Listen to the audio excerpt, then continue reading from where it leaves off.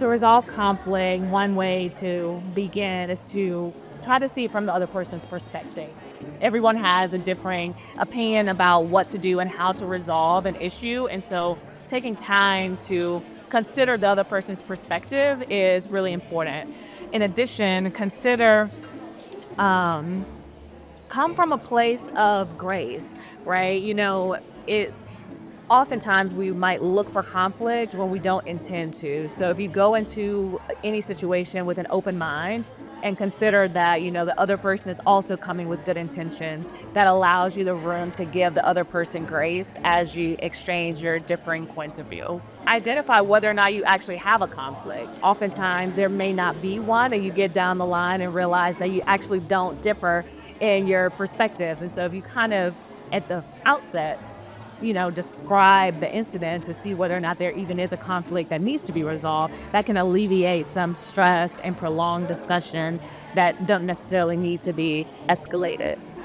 When dealing with conflict, it is important to ask open-ended questions in response rather than accusatory, direct questioning.